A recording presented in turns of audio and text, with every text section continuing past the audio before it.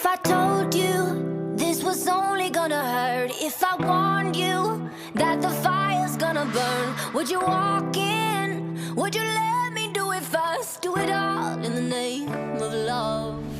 Would you let me lead you even when you're blind? In the darkness, in the middle of the night, in the silence, when there's no one by your side, would you call in the name